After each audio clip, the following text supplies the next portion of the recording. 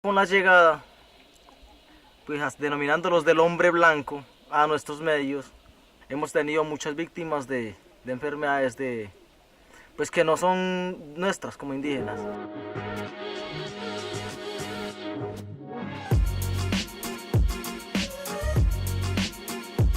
Mi nombre es Jessic Méndez, Cuyoteca. Yo soy el consejero mayor de las instituciones que tengan que ver con la comunidad en nuestro idioma de los Ijaiko.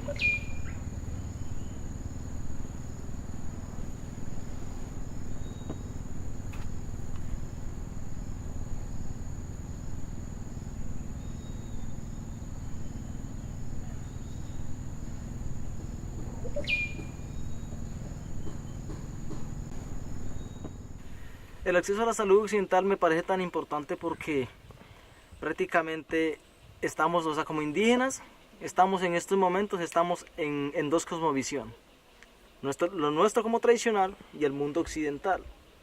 Estuviéramos en nuestro mundo tradicional, automáticamente pues estaríamos enfocados en otro. Pero como ya compartimos dos culturas, en el tema de salud estamos o sea, luchando contra dos líos de la cuestión de salud que nos afecta.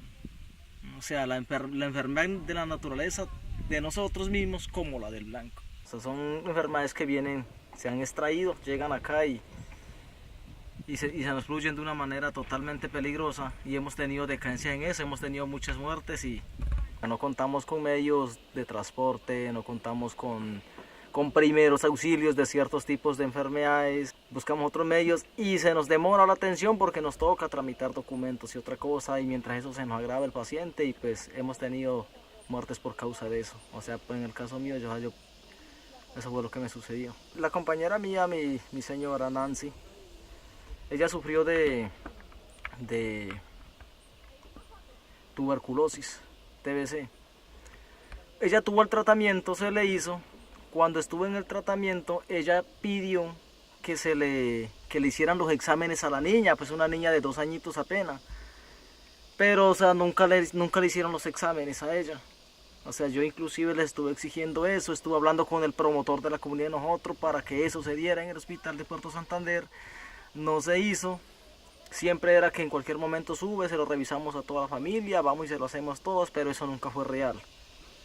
Llegó el caso en que la niña pues resultó, se nos agravó del pechito, bueno, decían que eran bronquios y otra cosa. Y desde que ella comenzó con esas tosecitas, con esas gripas continuas, yo le decía, háganme los exámenes a las niñas, de pronto pueda tener TBC, hágamelos, ya que van al hospital, háganme los exámenes, nunca se hizo. ¿Qué me tocó hacer? Me tocó sacarla a Puerto Leguízamo, se le hicieron los exámenes, la niña resultó con TBC.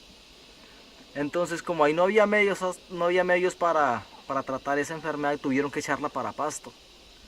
Y al echarlo a Pasto, automáticamente la niña ya no resistió los medicamentos porque estaban los pulmones totalmente deteriorados, ya se podía decir, por esa enfermedad. Y la niña, pues créanme que duró como 4 días en Pasto y falleció. O sea, no resistió. Entonces prácticamente son cosas preocupantes, ¿no? Porque igualmente es una enfermedad que es transmitible, el TBC, y la niña convivió en nuestra comunidad, porque es que muchos niños, muchas señoras, o sea, le gustaban coger la niña acá, y que la niña tan linda que la cogían, y la niña pues tosía, y yo pienso que podamos estar corriendo ese riesgo de TBC.